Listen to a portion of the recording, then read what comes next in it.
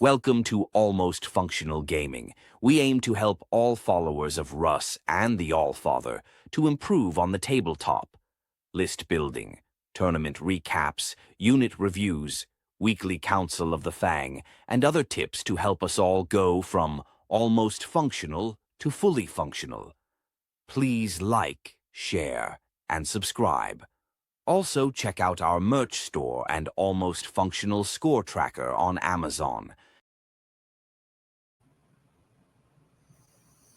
What is up, everyone? What's up, Matt? What's up? I hit the wrong button on my mouse and it clicked me out of the studio.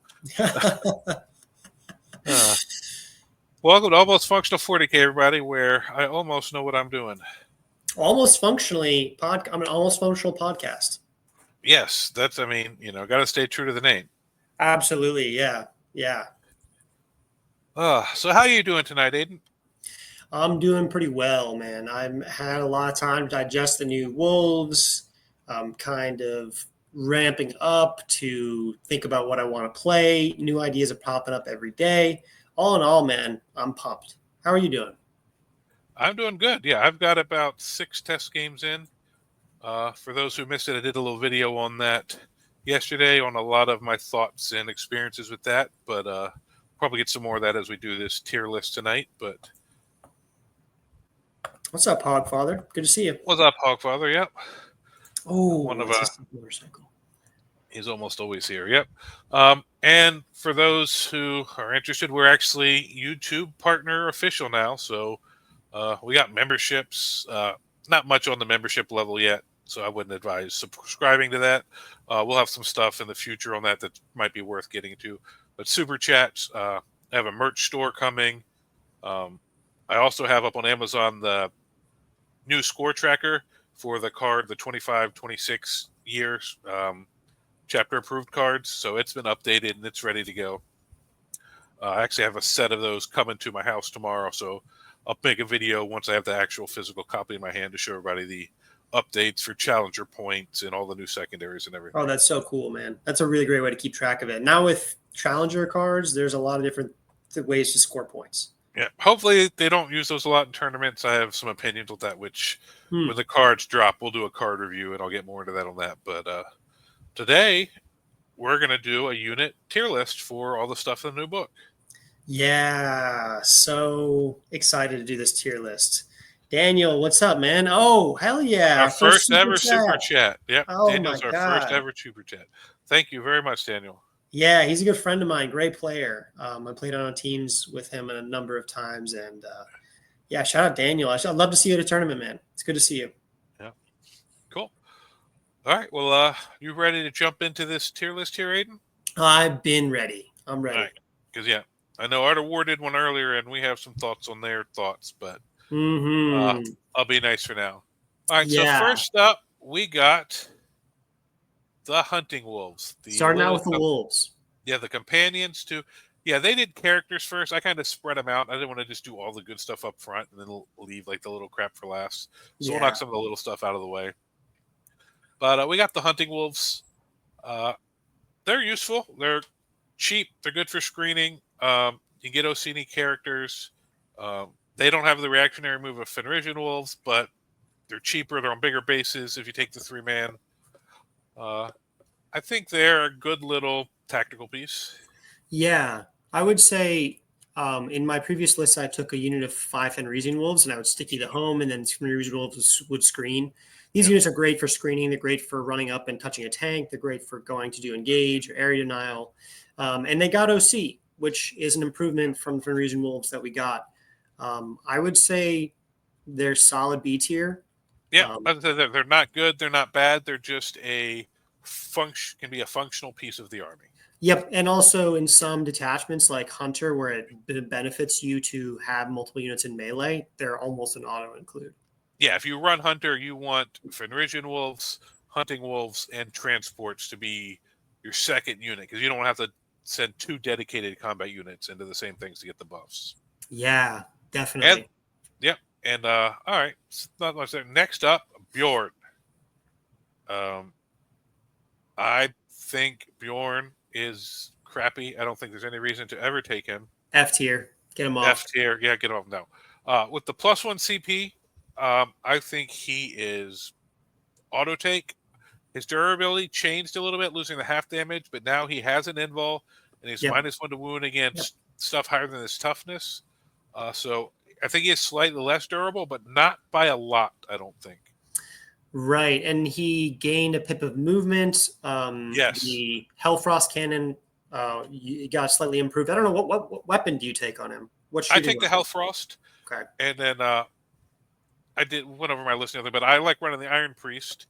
And there's times where I'm like, all right, if I had one game where someone's got a sneaky shot on him, then I started healing him back up because he lived. And now, if you're within 18 inches, I'm shooting you twice with the Strength 10, 5 Yeah. damage Hellfrost. That's pretty solid, and he takes buffs well. He's just Yep. good shooting, good melee, solid out, good unit. I haven't played with him in the new codex, but I would say he's definitely S or A tier. I'll let you decide. Yeah, I'd say he's absolutely S. Those extra CP just do it. Super matter. Mm-hmm. And because I normally have him kind of guarding my backfield until at least turn 3, and then I'll push him out sometimes just after I've guaranteed a few CP. But like if you have the Hunting Wolves or the Fenrisians back there, you can do, like you said, sticky with Intercessors and move off. Or while you have Bjorn back there, he's the one giving them OC as long as you keep him within 6 of them. Yeah, he's kind of great late game. You don't want to push him out too early because you want those extra CP. You don't want him to die early on, and then you lose a CP battery. Yep, yeah, he helps protect your. If you're running the Iron Priest shooting brick, he gives you a nice little combat shield back there to kind of protect that. We'll get to the Iron Priest in a second. We'll get to that. I just love the Iron Priest like rerolls wounds with a 3 damage weapon in combat with a vehicle. So that's just like choice. Oh yeah. Anyway. All right. So next up we have Blood Claws. Yeah, I mean Blood Claws. We were just talking about this. I'm just going to drop stuff in D here when we first start talking about it. We talk about it, and then we'll move it to where we want it. But yeah, what do you feel about Blood Claws? I mean, they're super cheap, but they're stuck at 10 mans. So I don't think there's something you take in every list. I was telling you about this before. I think there are some funny, interesting builds where you like spam a bunch of Blood Claws and Grey Hunters and just go super Marine bodies, stick some characters in there, or maybe even just run 120-man. Just be weird. So I think there's some uses for them. I don't think you take them in most lists, and I don't think you take a lot of them. So I'd say personally that they're around C because they're very, very situational, and you have to have like a preset specific thing you're trying to do with them. That's exactly how I feel about them. I think we'll talk about we were saying earlier, the battle line in this codex is probably one of the biggest misses of the codex. Yes. Everything else, we'll get to it. It feels like a very well-rounded codex. The battle line being in 10 mans, I think is really the biggest miss. That's the biggest miss, because if they were 5 mans at their price points and their rules, I think they would both be really, really good. Fantastic. Yeah. I would say unless you have a very specific use for them, they don't really have a role. They don't really have a role, unfortunately. All right. So next up, we got the Wolfguard Terminators. Yeah, I include at least one in every list I played, and they've done a lot of work with a character we'll talk about in a second. But -1 to wound with 4 wounds apiece. They're cheaper than regular Terminators.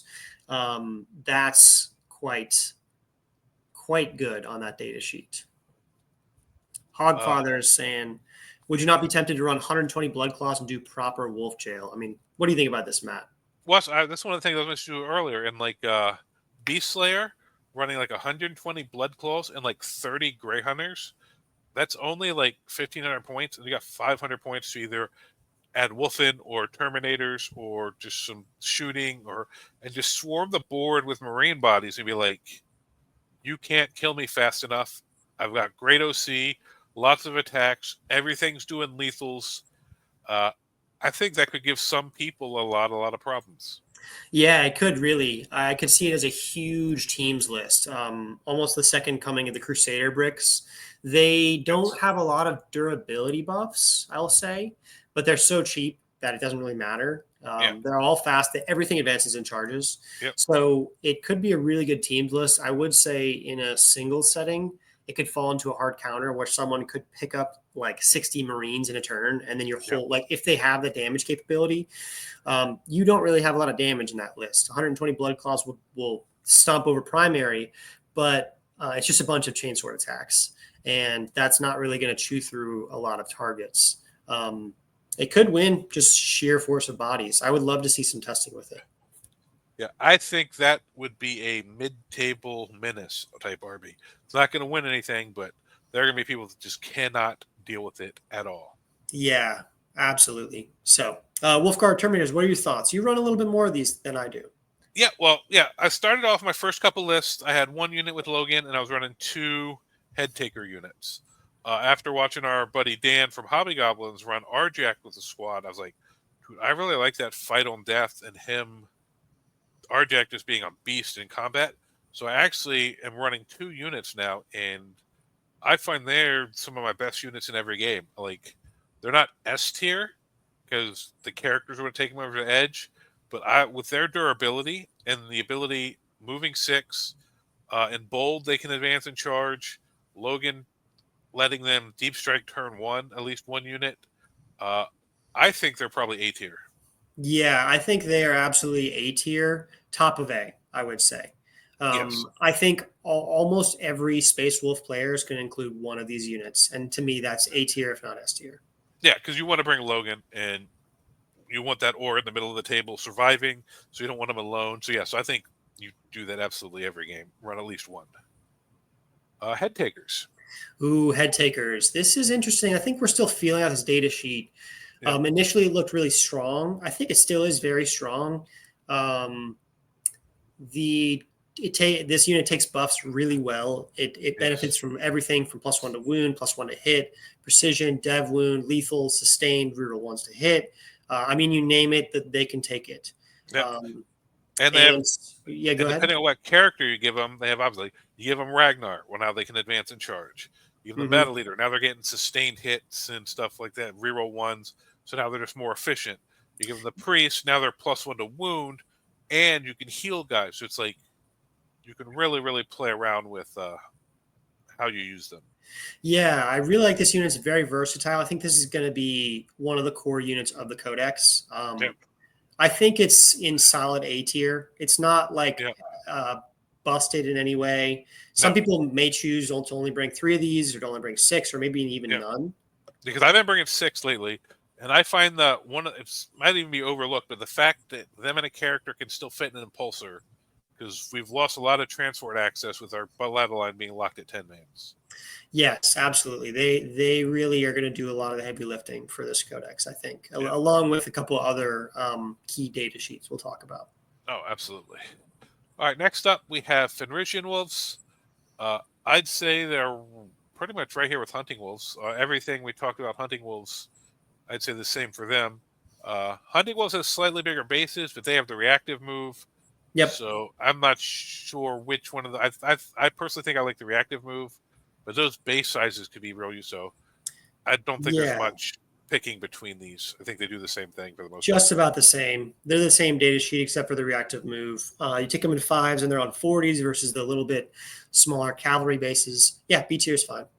Yep. All right, so next up we got the Grey Hunters. Once again, back to our battle line. OC3. When I heard we were getting OC3, I was so excited for them.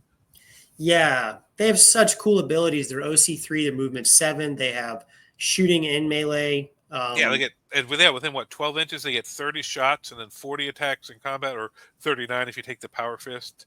Yeah, these guys can just put out attacks. The problem is all their shooting is AP 0, strength 4. Strength 4. Now they do have chain swords, which is nice.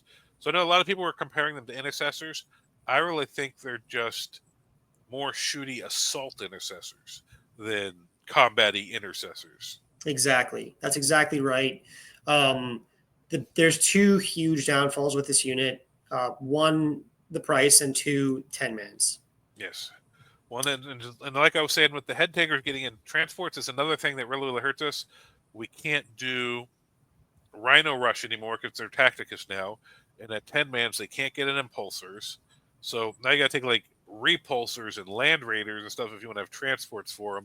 It just really, really nerfs their viability. Yeah, and this unit combos really well with Arjac, but again, the unit is too expensive, and it's C tier. If not, it's close to D tier. Well, Arjac, not so do harsh. you mean Niall? Because Arjac can't join. Yeah, Niall. Sorry about that. Yeah. But yeah, they do have a good combo with Njal. So maybe I mean, I could see putting one in with Njal, maybe in a drop pod, like some playing around with that, but maybe in Stormlance, so you can advance, shoot all those weapons, and then charge. in charge or bold, same thing. Or Yeah. yeah. So just like Blood Claws, you could find a build where you could make a unit or two work, but they're not going to be in every list, and they're not going to be what makes the detachments. Yeah, D is a bit harsh. They do have use. They do things, but it's not something that you really particularly need. You don't need like chaff killing, Anyway. Yeah, and I don't think we're going to see much in D. Honestly, I don't think there's really a lot that deserves D tier. All right, so next up we got Logan Grimnar, coolest model of the release. So cool, fantastic model. I love models that have like familiars or animals on the base. It's just so cool. Can't use drop pod with character. They only have 10 spaces. Totally. Yeah. I mean, there's not really a great transport option. The only one I will say is Repulsor. The Repulsor with rapid fire gets kind of interesting as a shooting platform and also a transport platform. It's kind of durable. That's the only one I'll say is relatively good. But again, you're paying a lot of points for a unit that has a lot of chainsword and strength 4 attacks. And it just at the end of the day it's not that great. Yeah, that's a shame. Drop pods used to have 12 slots. I know. I don't know why. Used to be able to run 2 5-mans and characters, but anyway, that's another thing. But Logan, man, he lost his sled, lost his full reroll to hit, full reroll to wound, but gained some interesting things. Yeah, he was a centerpiece of the army. He is still kind of a centerpiece of the army, but in a different way. Yep. Right now, I think he actually is in the center of the board and the center of the army. Seriously. Whereas before, he wasn't really doing all that much, except for on Slay. Then he was kind of a meanie with some Thunderwolves. Well, yeah, you'd see a lot of people running by himself, pop his ability, and just have him dropping down, doing action, containments and stuff. Now he's actually in the middle of the fight, which I really, really like for him. He wants to get into the fray, into the thick of it. He is an immediate auto take. The 3 games I've played, he controls so much space with his Vector and coming on turn 1. Him with 5 Wolfguard Terminators. They control so much space. Like my opponent just doesn't want to go charge them. Being on an 80 mil is he's on an 80 with a Vect, and he's in the 5-man with 4 wounds apiece, -1 to wound. They're all Terminators. They hit okay. They hit pretty hard with some buffs. They're just really hard to shift, and your opponent doesn't want to go over there to do stuff because everything they're doing with grenades or fights first or AOC is now affected. So he is such a faction-defining model. How do you feel about him? Dude, I love him. The fact that you can deep strike him turn 1. Wherever you find a good little hole to tuck him in, mid-board, up one of the flanks, anything like that, where he is in position with a 6-inch move and in bold, advance and charge, which is one of the reasons I like bold. And then now turn 2, depending on who goes first or second, either drop Arjac on your turn or what's it called? Rapid ingress him on your opponent's turn if they go first. Now you got 2 Terminator squads mid-board with whatever else combat you have coming up with normally a decent shooting base behind. You put so much pressure on people. I've really, really enjoyed it. It really does. I mean, him dropping down with 5 Terminators onto a staging point on turn 1 puts so much pressure on your opponent. It gives you a really great positioning advantage and tempo advantage. I love him. Yeah, especially in if you go first. I was playing against Necrons, had some flayed ones infiltrated up on the side. I was able to drop him down behind a building. We were doing search and destroy up on the right table quarter, up near their side, out of line of sight of any of his stuff, where nothing could get to him but flayed ones, and he just couldn't come that way because he knew freaking Logan was there. Yeah. I think he is top of S tier. I think he's above Bjorn. I won't fight that.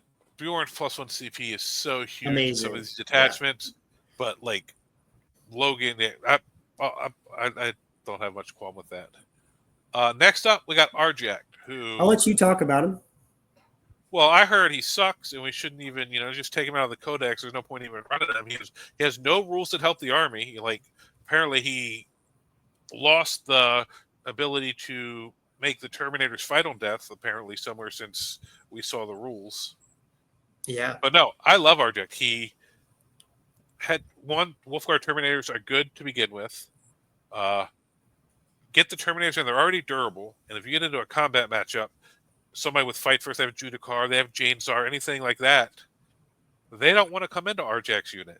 Yes, they're No. going to go first and swing on you, but 50% of the time, your models are swinging back, and that's going to really, really hurt. So, yeah, they get their fight first, but you can still punch them back in the face, which is what those fights first units really don't want. They want to hit you and come out unscathed.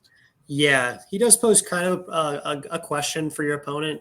Additionally, like he slaps, like he's hitting 5 attacks, 3 damage, ruling all hits and wounds, precision against characters, anti-monster vehicle. Yeah, it's character unit. So then the character, it affects the whole unit. Right, totally.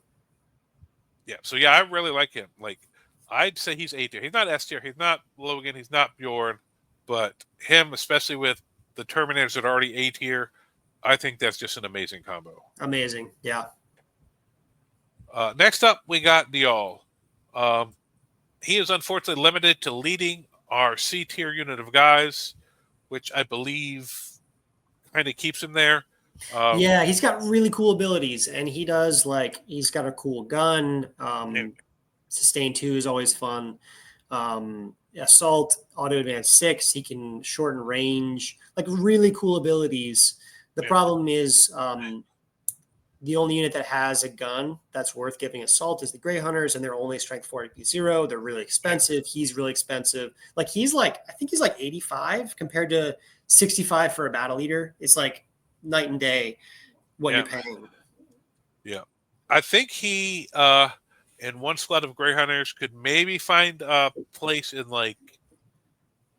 what's it called? Stormlands.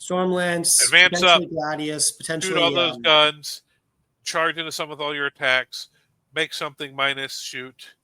Auto advance on Blood Claws isn't horrible. You're right, Dan. But I just think all his buff can only go on units that most of the time we're not already taking. I don't think he's bad. Like I said, he's kind of like them. There's lists where you can find a hole for him. Gladius, on the turn you advance and charge, he can already give them assault. So there's some play there. He just can't join any of the good units you want to take. So I think you run out of points before you get to him and adding him to one of these units. Yeah, I think Niall and Grey Hunters, while unfortunately they're locked to 10-man, there is a point, if they brought the points down, where I would take them. They do have a role. They do a lot of damage to medium and low toughness targets in shooting and melee. They're pretty fast. They have a lot of OC. So they do have a role. Yeah, absolutely. All right, so next up, we've got regular Wulfen with just the Wulfen weapons. So no invul here, just 4-up saves at T6, which is nice, 2 wound, but 4-up save. They do actually per point some of the best damage in the book. Sustained 522, 16 points per model, 30 attacks at 2 damage. Yep. Is 160 points. Unfortunately, the biggest thing holding them back is that they don't. Everything else that they're comparing against has an invuln and has OC, except for the other Wulfen. Yes, they can get OC conditionally if you're within 6 or 12 of a Wolf Priest. The biggest problem is you kind of want to take these in 5-mans because 10-mans are not that durable. They don't have an invuln. And if 5-mans are skirmisher pieces, you send the 5-mans to go kill 5 Marines on an objective. 15 attacks, even with sustains, hitting on 3s, roll 1s, wounding on 3s, isn't guaranteed to kill 5 Marines. You leave one alive, they're OC 0, and the whole point's flipped. Yep. Yeah, so I kind of agree with that. I think in Beast Slayer, if you go sustain lethals, well, if you go 30 Wulfen, 30 Wulfen with Storm Shield, just go the Wulfen route. I think they have play. I think there's places where they're good. I don't think they're S or A, but I also don't think they're C. I think they're going to find a lot more play than Blood Claws and Grey Hunters. Yeah, like I said, they do good damage. And even in other detachments like Hunter, where they get +1 hit and wound on that many attacks with sustained, that's pretty damn good. Yeah. So what are you thinking? B tier? I think lower end of B. Yeah. Yep, I would agree with that. Iron Priest. Ooh, man. So he got one of the biggest glow ups out of anybody. Totally. Yeah, totally biggest glow up. I've been running 2 in my last couple lists. Yes. I think 2 is the sweet spot, 2 to 3 even. Yeah. He completely changes the math in shooting for your vehicles. Space Marine shooting is okay unless you buff it with like +1 to wound. Obviously, there's strats for like in Iron Storm lethal sustain. There's like other ways to buff it. Space Marine shooting in general is okay. It's not amazing. This guy makes some data sheets amazing, and he changes kind of how the codex plays. Yeah, Predators going to 6 shots in half range. The Annihilator, that's crazy. I just ordered 2 because I haven't run Predators in forever, and I'm like, you know what? They're having Lancers. I'm running with the Lancer. I love him with the Lancer. At 36 inches, you get 3 shots. In bold, once you have the Saga up, you got 3 Lancer shot that are re-rolling 1 from the Lancer and 1 from itself. 2 hits, 2 wounds, and 2 damage on 3 shots every time it shoots. Yeah.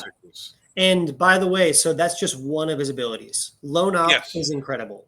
He is just the dude that does recover assets, the dude that does cleanse, the dude that does containment, the dude that does sabotage, the dude that does he is so good at doing all these things. He's also buffing your damage while he's doing it. That is 2 of his abilities. And a third ability is also really amazing, that he has a 3 damage melee weapon that can reroll wounds in melee. And you're like, wait, how many points is this guy? He's got to be like 100. No, he's 60. The downside is he's 4 attacks that hit on 4s, I believe. Right. But if you can get him to hit, or in certain attachments, you can give him enhancements. I thought it was funny in the one list I gave him Horde Slayer, because if somebody gets into the vehicles and he charges in with a unit, if they have a unit there, you're most likely going to be outnumbering them. Now he's going to 6 attacks because he's not normally completing a Saga, so he's not normally going to get to the 3. But him going in with 6 attacks or full reroll the wounds is just crazy. And he heals whatever he rapid fires, so helps keep your vehicles alive. Yeah, he helps keep your vehicles alive. He changes the math on firefights. Normally, against a dedicated shooting army, you're losing firefights. Now you can start to win them on flanks. Hellblaster and Impulsor with 15 shots and sustain and Stormlance. Crazy. I mean, I don't know if the interaction is it's going to stick around. Firing deck is a little bit of a janky interaction, so getting rapid fire on that seems a little bit maybe not against the spirit of the rule. They might change that in the MFM. But for now it works, so we'll see. For now it works. That is a crazy. He just completely changes the math. We're now, because of this single data sheet, the second best shooting Marines, outside of Ultramarines. Yes, you can count Death Watch as a shooting Marines. Maybe they shoot a little bit harder, but this single data sheet completely changes the game in shooting. Because I don't think there's any other Marines that come close to us in shooting that have the type of combat we have. Nope. Yeah, I think this is going to be a really combined arms. Like I said, if he had 2 of those 3, any 2 of those 3, you might consider taking him. But he has all 3, and he's so cheap. And he's also durable. And he also has a flamer or / a 3 damage shot. He just does everything. Yeah, I want to say he's S tier. You take him in every list, but if someone wanted to go pure combat, I guess maybe they wouldn't take him. So I don't know if that bumps him down to A. No, he is definitely S tier. Yeah, I think he's S tier, even though if you want to go pure combat, you won't run him. But he is just... Yeah, he is... I don't see myself leaving home without 1 or 2. Nope, always at least 1. Dude, having so much fun with these 3 big combat bricks going in with actual scary shooting behind it is so much fun right now. Yeah. Let me give you an example. Last night I played Ultramarines Gladius. He popped out 2 ballistas to shoot Thunderwolves that were on the line. And normally when ballistas pop out, you need 2 or 3 tanks to take down 1 ballistas. And then you shoot the next ballistas, you need 3 tanks to take down that ballistas. Yep. 2 of these Iron Priest blessed Predators walked up to within 24. And both Predators 1 downed each ballistas. 1 was Oath, 1 was not. I got a little lucky in that turn. I think it's 50 to 60% to 1 down a ballistas if you don't use any strats and you have Oath. But still, that did not happen before this change. No, you just put 6 las cannon shots into something. Sometimes it's just going to disappear. Yeah, you're going to hit a little good. They're going to fail more saves, and all of a sudden, what the fuck just happened? Yeah, crazy. This dude is so cool. And like I love converting characters. So this like Yeah, I'm so excited to convert some characters with this guy. yeah. And that's one thing that I like running with the Lancer is because you don't even need oath. You oath whatever your combat squad's going into if your saga's up. And out of the 3 shots, he's rerolling 2 of the hits, 2 of the wounds, 2. It's like it's crazy because I have so many times I'll get my wound through and then roll the 1 or 2 on the damage. It's like crap. We're now having those built-in damage rerolls. It's like Oh, I, incredible. I I one mean, I one shot at a fire prism the other night with it. yeah, yeah, incredible. I love this guy. He's an auto include in my every list. Yeah, yeah. I'm running 2 right now, but I don't think you should leave home without at least 1 and running 1 or 2 little tanks beside him to give you some fire support. Mm-hmm. Murderfang, how our boy has fallen. Ooh, yeah. I was not a runner of Murderfang before the codex change, but I did see why people liked him and why he could be powerful. Yep. I never really was able to use him efficiently, but you were one. You ran Murderfang. Oh yeah, I got a depth or not depth. At Nova, my round 1 game, he killed almost 800 points of Tyranids in I one love turn. that, man. I love hearing that. Yep. Like he just cleared a whole flank by himself, just piling through. But yeah, so he lost his infinite fight. Now what he has is a aura of fight on death for Wulfen units, which affect him, Wulfen Dreads, and both the regular Wulfen units. Yeah. What's up, Craig? Good to see you, man. I'm glad you're able to jump in. Looks like you just had a game versus Beast Slayer versus Admech. As soon as you get your charges in and the Gladiator Ballistis combo started destroying. Yeah, man. Yeah. Beast Slayer, Oh, yeah. when it connects, does the damage. Yeah, depending on what you're playing against, sometimes if they push early, yeah, you can get behind on points a little bit early while you're staging and getting in position. But once you get everything in and start going, you can really start rolling the board. Yeah, Murderfang having infinite fight is just a really funny rule. It doesn't come up very often. Yeah. He used to have it. Dan saying World Leader Hellbreeds have that, and it's Yeah. just a funny rule. It's a fun rule. Like it, I like that it's in the game. I want to see him infinite fight after I shoot him with 3 Lancer shots. Hogfather Murderfang does not count as a character for giving Wulfen OC. It says excluding Wulfen models, and he doesn't. And he has the Wulfen keyword, yep. So yeah, he Mhm. can't give it to himself or the others, but he does give them fight on death. So in the all Wulfen build, he has a spot. Other than that, I don't think you really take him. Yeah, he lost infinite fight. He does reroll advances charges. He gives fight on death and an aura to Wulfen. I think if you are running 30 Wulfen, 60 Wulfen, there's a viable thing for taking him. I think he's like middle of C. I would say that he hits hard, but he's like he's pretty expensive. He's 170 for not that durable. Yeah, I think he's because like. I honestly could see myself taking one of these 2 units before I would take Murderfang. Yeah, that's about right. Yeah. All right, Ragnar. I heard some people earlier today saying some bad stuff about Ragnar. Talking shit about Ragnar. Yeah. Other than losing his strength 8 on the charge, he stays strength 6 all the time. He's still 8 attacks, goes to 10, still sustained. Still can give head takers advance in charge. He gives blood claws +1 to wound. Reroll wounds. Or reroll wounds. Yep, sorry. Yeah, reroll even wounds. better. Yeah, that's way better. But I love Ragnar because advance in charge is such a good thing if you're not running Stormlance. Yep. Because you always have that one unit that can advance in charge out of. I run him in the Impulsor, so it's a 10-inch move out of the Impulsor, then advancing, and now it frees up the Strat and Bold to advance in charge a Terminator unit. So now you're advancing and charging 2 units. Mm-hmm. I still think Ragnar is really, really good, especially with the head taker unit. Yeah, totally. He does a lot of damage. The losing strength 8 is kind of rough in a T12. But he is still such a fantastic unit. He does really well into most everything. He adds movement to his unit and adds punchiness to the blood claws if you're taking them. I mean, the biggest gripe is that we have such an amazing character suite. I mean, I have to say, like, almost all of our characters are going to be in the top 2 tiers. And so that's the biggest thing with Ragnar. He hits hard and he adds movement. Because the only thing it really hurts is his losing strength is if you're hitting something strength 6 or like Death Shroud stuff at strength 7 or T7. Like at strength 8, he wasn't wounding most vehicles on better than a 5 already anyway. So it's like I don't think it really changed him that much. He's not wounding Marines on 2s, he wounded them on 3s. Well, with 10 attacks and sustained, he still rolls through most stuff. Yeah, I think he's solidly an A tier. I'd put him middle A tier. Yeah. What do you think? Is he ahead of Arjac? I think he's a little ahead of Arjac. That's what I think. I don't know. I think they're right on. Right, the way I'm enjoying them both right now, like Oh, great.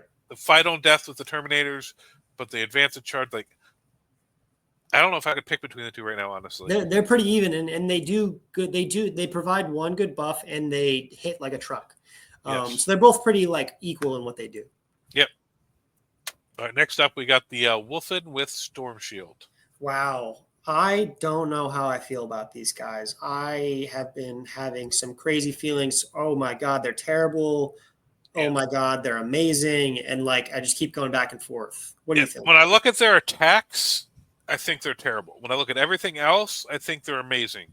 So I think they end up somewhere in the middle. If they were 3 attacks, I would love them. Like, if they had 3 attacks, I would feel so much stronger about them.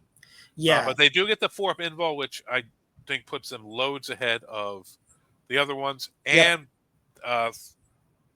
anti-monster, anti-vehicle 3-up is really, really nice. And some people who are running them swear by them because Yep. the biggest problem with Space Wolves previously was that there was so much strength 5 and 2 damage, AP1 especially. Yep. Like We got a a lot rhino of 3 would charge damage in you this and you'd book. be like, oh crap, I'm not killing a rhino. Or you would charge a rhino and you have to spend an oath and a strap to kill a rhino.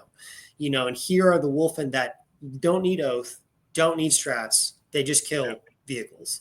I think that is a really big niche for Space Marines, for Space Marines and Space Wolves in general. I mean, I have recently seen people saying like, this is the secret sauce unit. You run 30 of these and it's amazing. Jordan's saying straight to S tier. So I would have to try out a good number of Wulfen. So far in my games, they've been good. I ran a 10-man. Yeah. I think in a 10-man, I don't know about a 5-man because now you're at 10 attacks. You could whiff the hit roll. Like, so now you're not guaranteed to kill stuff.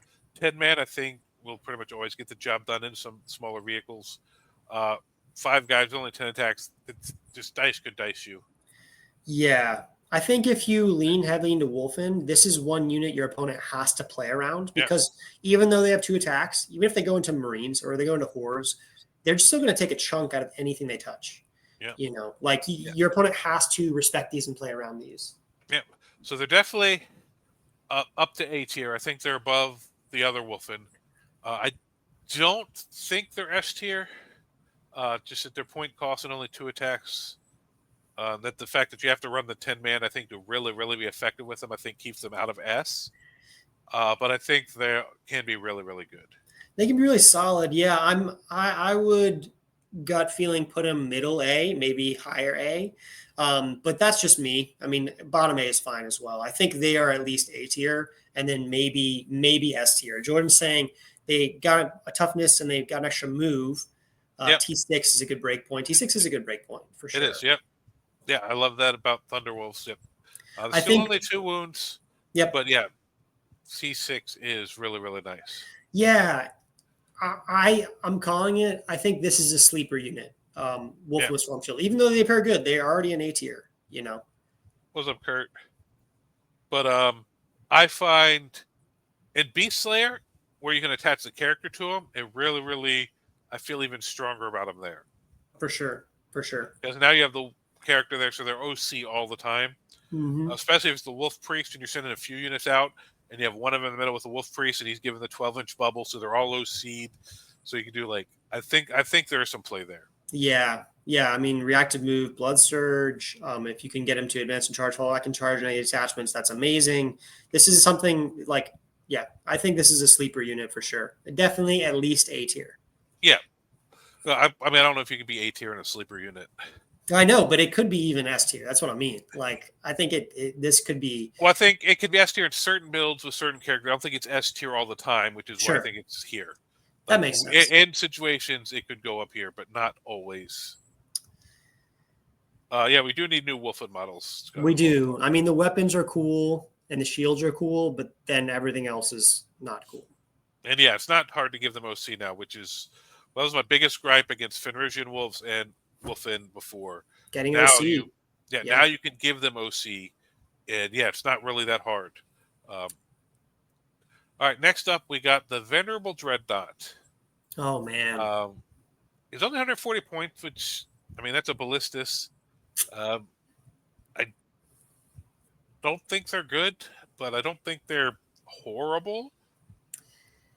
Yeah, for me, I think I would love to see this guy at 90 points, like a skirmisher. He's durable.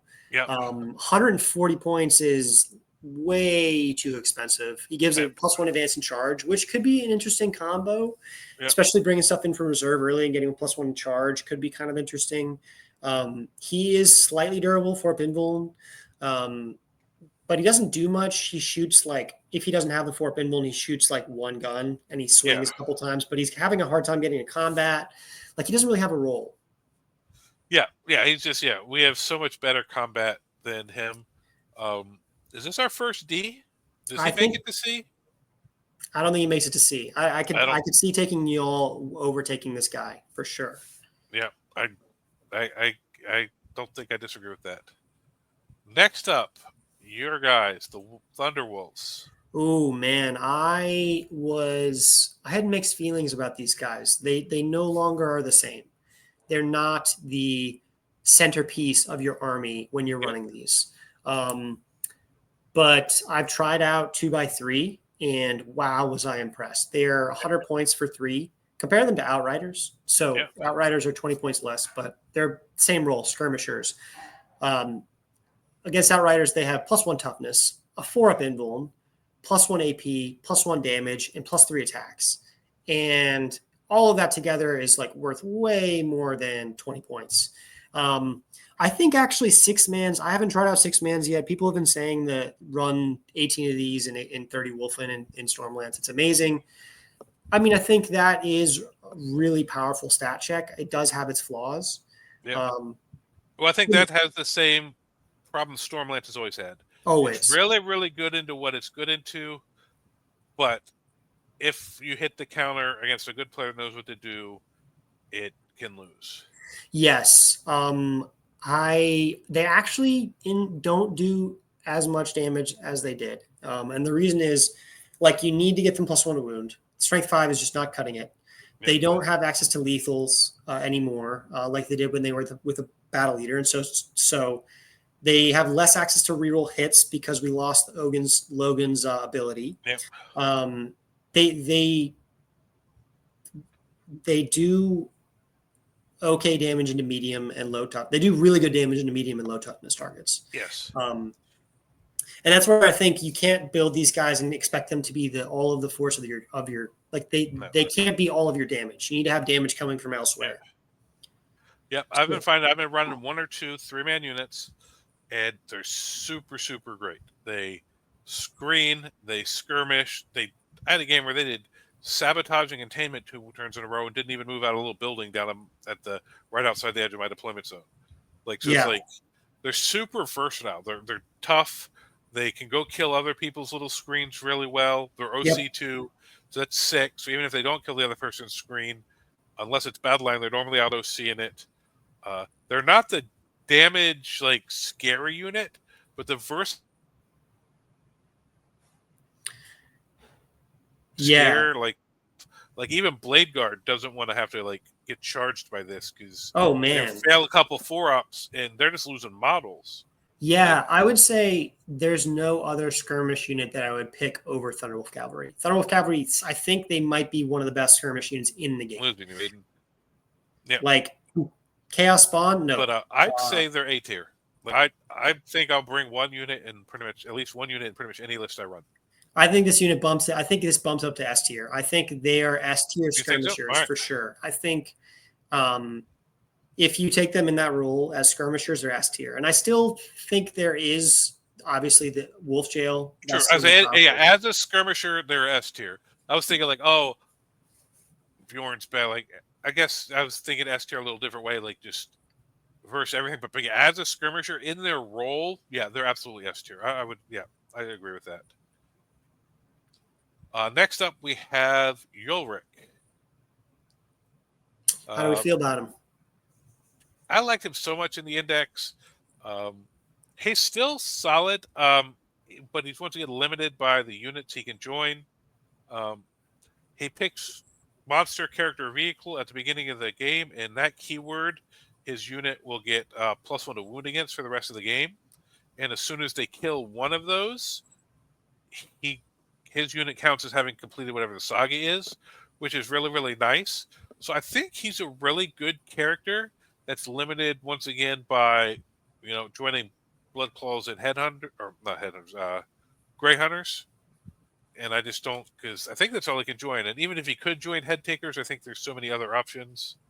Oh no, he can join Head Takers. Yes, he can. But I don't know if you take him over some of the other characters. Yeah, I mean, he's a good character. He's a really good buffing character. +1 hit and wound, and against the majority of your opponent's army, or a good amount of the opponent's army, is amazing. But the problem is that buff overlaps with a lot of other buffs. Like in Hunter, he's completely useless because he's pretty much the Hunter saga is what he does. There are other ways to get +1 to wound. You get +1 to wound in Gladius. You get +1 to wound in Beast Slayer. There's other characters that can just give the Head Takers +1 to wound. +1 to wound from the priest that also heals a model, and you get reroll ones and sustained from the battle leader. He just is a good character, but he gets outshined. Yeah. And So I think he's here because him with Head Takers would be really, really good. The only thing he runs into is our other characters are amazing. Yes, he is good. Other characters are amazing. So I think B tier is solid. If we didn't have Ragnar, or if we lost 2 of these 3 other characters, I would take him in a Head Taker unit almost every game. Yeah, totally. So it's nothing against him. It's just really, really great other stuff we can use. So next up, we got the new battle leader. Sustained hits and reroll to hit within 6 inches. Is it just reroll ones or reroll all? Reroll ones. That's what I thought. Yep. Fight on death on a 2-up for his model. Oh, for himself. Yep. I always forget about that part. He has 6 wounds for some reason, and he has an extra attack. Well, it's 5 wounds. He has a captain's profile, and he's basically a lieutenant. Yeah, he costs less than a lieutenant. He costs 65 points. You give him 5 attacks with a Thunderhammer. Yeah, he is incredible. He pairs so well with every unit that he joins because you don't need Oath. You reroll once. You get sustained. He takes any enhancement really well. And he's super cheap. He hits hard and he's super durable. I think this guy is maybe bottom of S tier, top of A at least. This guy is amazing. If I was running Beast Slayer Wulfen, this would be the guy I would be putting in the Wulfen unit.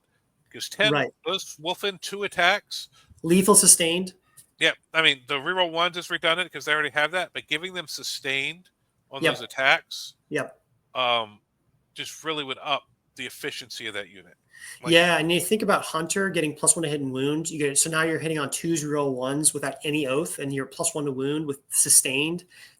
Boy, that just doubles. Well, now you're going to the Oath target. You just fish for the sustains if you're hitting on 2s. You don't even need Oath, man. You're hitting 120% of the time because you're hitting on 2s, reroll ones with sustained. Well, I would say, but if you had Oath, you could fish for 6s, even roll your regular hits, knowing, you have just as good a chance of rolling another 6 as you do a 1. So you could fish. Yeah. Jordan's saying he lets Wulfen take their silly guns, which are cute, especially with sustained lethals and Beast Slayer. Oh, true. They drop the totem, so he gives them reroll ones. And he gives the gun sustained too. And they're lethals. They have a lot of attacks. You can reroll hits from Oath, fish for lethal sustained. I think he is bottom of S tier. That's what I think. Cool. Yep. I know he was A tier minimum. So I'm fine with putting him at bottom of S tier. I got to get his model built and play around with him. Actually get him on the table, but I think he's going to be really, really good. Yeah. Next up, other than Logan, this is my favorite of the new model look. Tell me about him. Oh, yeah, he looks amazing. All of those head options are so dope. Yeah, before I was running Arjac in the second Terminator squad, I was running a Wolf Priest with a second Head Taker squad. The +1 to wound, because I always liked that even when I had Blade Guard, I'd run a Chaplain with him over a Judicar. The Strength 5 having +1 to wound is just amazing. Choice. And now the fact that he can res the guy on top of that. I also like that. I mean, I'd take the battle leader over him in the Wulfen, but him with Wulfen giving them +1 to wound and resin guys isn't a horrible thing either. Yeah, exactly. I mean, Wulfen that aren't swinging into vehicles, rezzing for up invulns, giving them OC within 12 inches, Yeah. rezzing, like taking a defensive squad of head takers to where they're still +1 to wound Yeah. all the time, and they also res guys and they have 4 invulns. Like, that's pretty solid. Yeah, and if you're running that stupid Beast Slayer list, running 20 Blood Claws, now they have lethal and +1 to wound.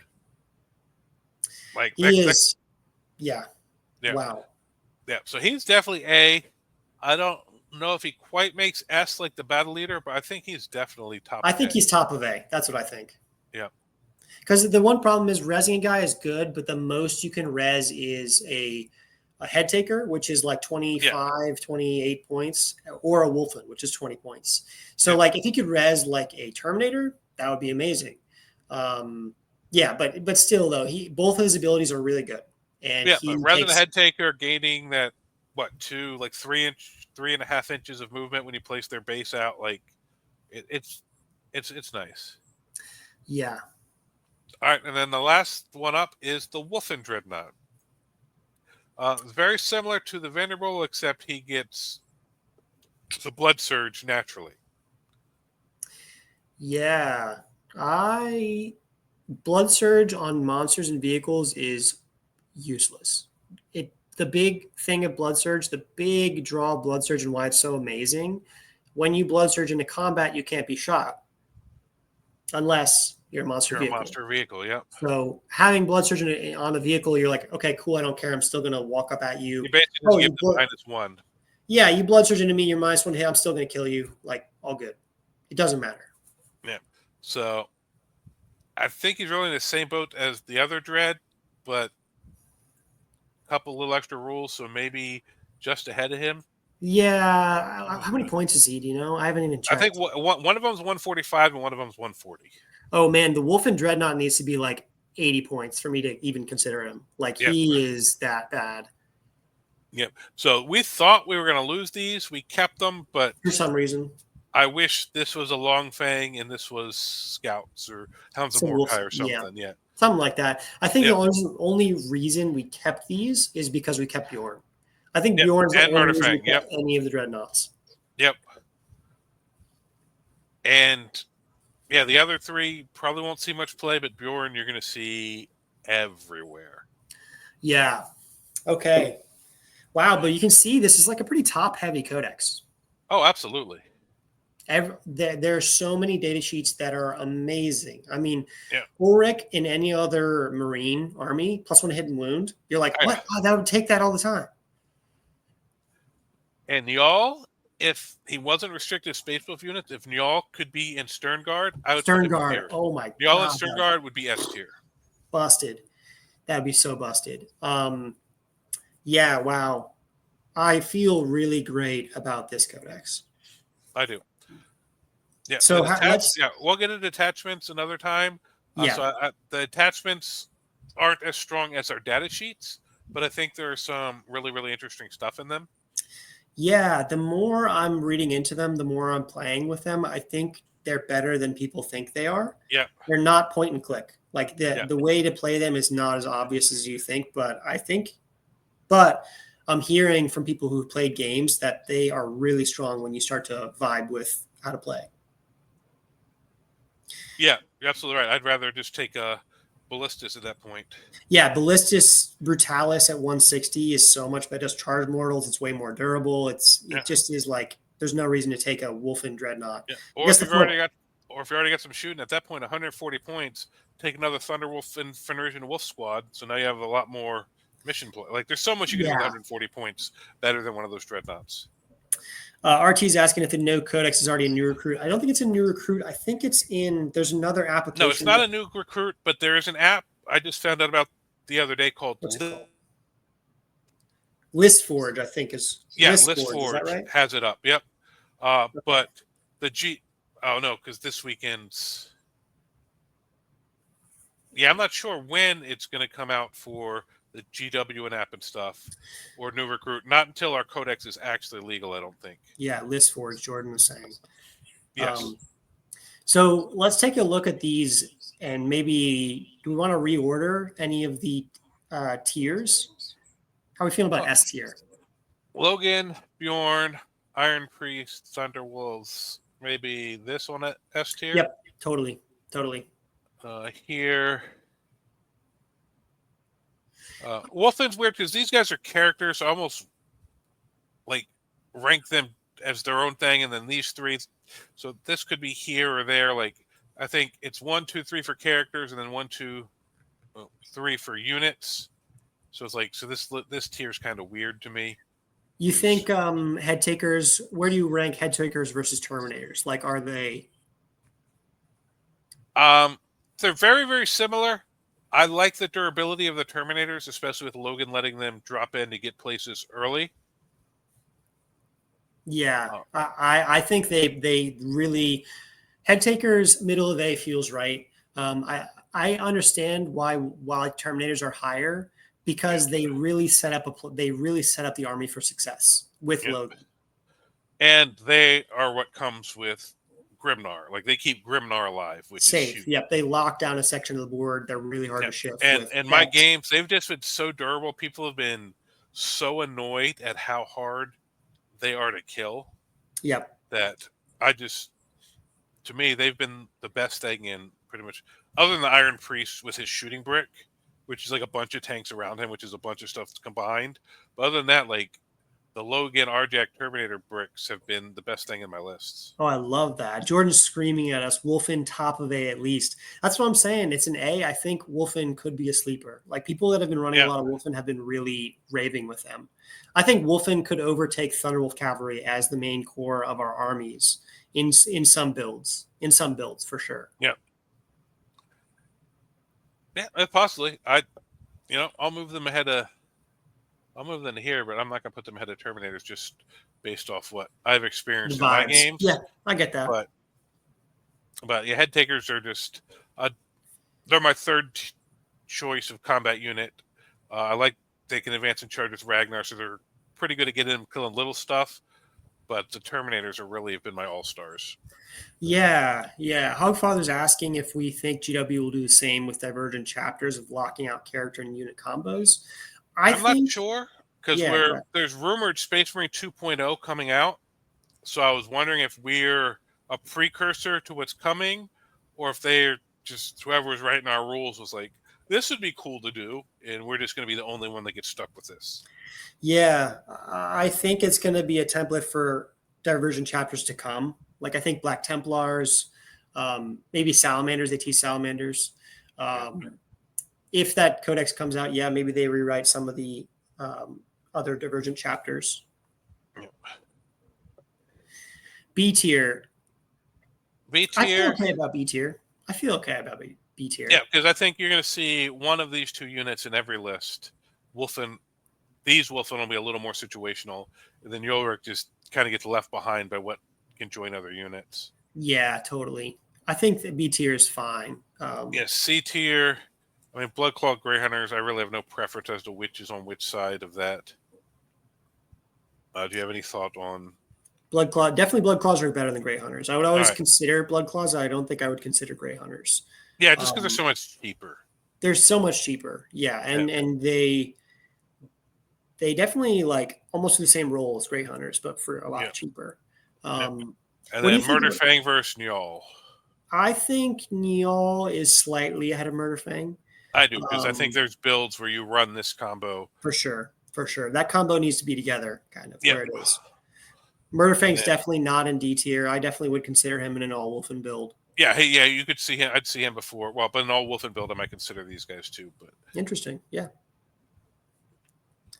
But yeah, then here, I think that's final D tier.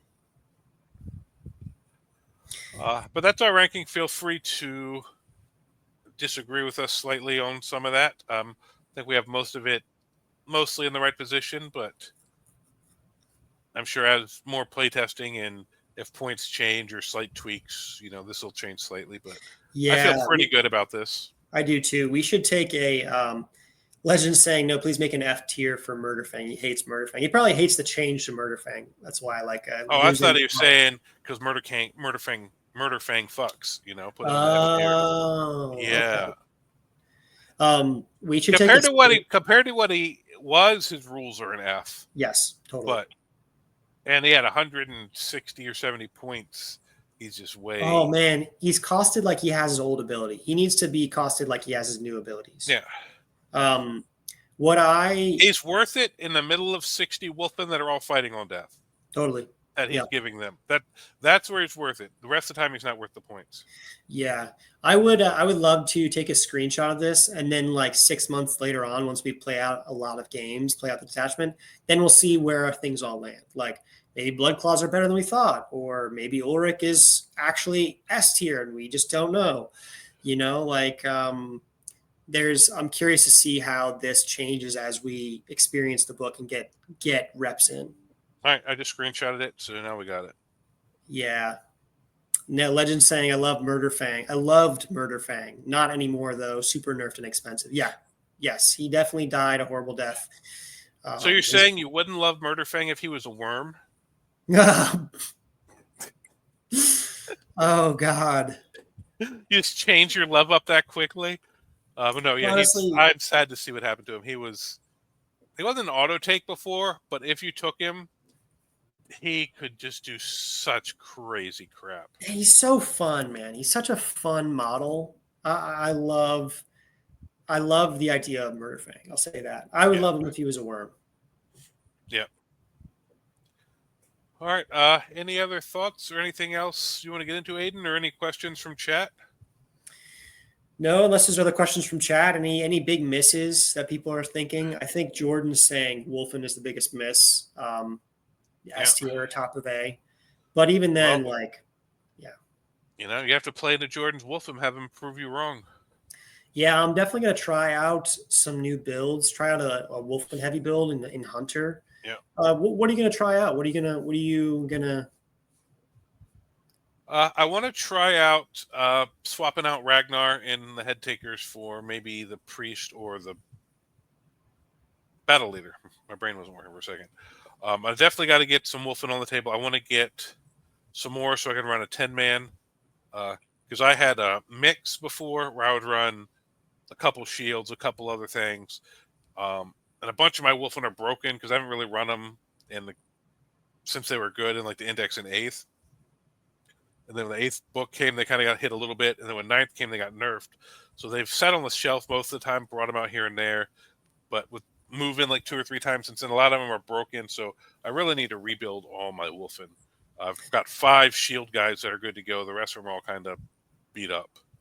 Yeah, I never went full into Wolf Jail with all the Wulfen. I did do Thundercav. So I have 15 built and painted. I've got to repaint them. And if I do play tests and I like them, I'm going to have to build 15 more. Yeah. But I was in the same place with Thunderwolves before. It's like I'd gotten rid of all my – because I'd custom built them originally because when they first came out, they didn't have models. Yeah. And then they kind of got nerfed and Wulfen were good. So I got rid of most of my Thunderwolves and then I had to rebuild. So now I got 18 Thunderwolves, all the characters now, and all the characters are gone. So I rebuilt them for this book. So now for the new – or the last book. For the new book, I'm going to have to rebuild all my Wulfen. Yeah, totally. Legend's asking, what's the favorite detachments for y'all? What do you think? Go first. I'm enjoying Bold just because those those stratagems really, really fit my play style. But we're actually going to do a video coming up on a little more in-depth on all the detachments. But Beast Slayer's good with lethals. Hunter has play. But Bold, those strats just really, really fit what I like to do. And I found once I get that saga up, having the double rerolls on the Lancers next to the Iron Priest is just brutal. Oh, man, that sounds so fun. That sounds amazing. And no, Hogfather, I'm not going to be bringing Canis Rex back right now. I'm just really enjoying running pure Wolves right now. And the Iron Priest shooting brick really shoots way better than Canis ever did. And totally. I got the combat in here. So, I don't have much need for Canis right now. I do love that model. So down the road, maybe once I get bored with a lot of other stuff, we'll find some Canis builds, but I'm going to be pure Wolves for a little while. Yeah. My favorite detachment, the one I played 2 games with Beast Slayer, 1 game with Gladius so far. The Gladius and Stormlance and Ironstorm build are going to be strong. But my favorite, I gravitated toward Beast Slayer because it's lethals. It has a bunch of tricks with reactive moves and blood surges. It's got cool. You can have a Wulfen character, which is so dope. And I think that's one of my favorites. Although, gosh, I really want to try out Bold because it has amazing strats and the stand back up is amazing. I've been hearing a lot of talk today about Hunter and how it's like actually amazing and the best detachment if you build it right and play it right. So I'm like looking at that again, and like I'm seeing a lot more play in that detachment than I first originally thought. Yeah, so, I think Hunter can be good. I don't like that play style, having to tag team, keeping the transport with you. Because I like to deep strike in, jump out, just send my units like missiles, hitting long charges, and you don't have to have the other. We did mention the reactive move, Dan, when we were talking about them in head take. The hunting wolves. That's why I put them slightly above hunting wolves. But yeah, we didn't get deep in depth on it. But yeah, the reactive move on Fenrisian wolves is really, really nice. Yes, reactive move in general is always powerful. It doesn't matter what it's on, or it just is always powerful. Legend Smith saying Hunter is what I've been running. Hunter is what I've been running. I love it, but the strats ain't there. I think I kind of agree with you, but there are some quite powerful combos. Apparently, Hunter Consolidated 6. And I think Hunter is the one where if you charge on and kill a unit off an objective, you can sticky it right then. So if they kill you off, you keep it. Hunter had a couple little interesting strats. Bolt has like all good strats. Amazing strats. And I like the army rule with my shooting brick once it gets activated for Bold. But yeah, with different play styles, I think Hunter and Beast Slayer both have play. A lot of play. For Hunter, I think the strats are tricky to use. Walkover models is really powerful against certain armies that want to screen you out really well, like really cheap body armies, really fast armies. Walkover models is amazing. Fallback and do stuff is incredible. Pile and Consolidate 6, I've heard, is also really good. I wonder what reroll ones on 2 Predator Annihilators. You know what I mean? Or maybe like if like shooting at it like a really hard target, you get to reroll ones to wound. Like that's pretty solid for a CP. Like, yeah, and then strats in.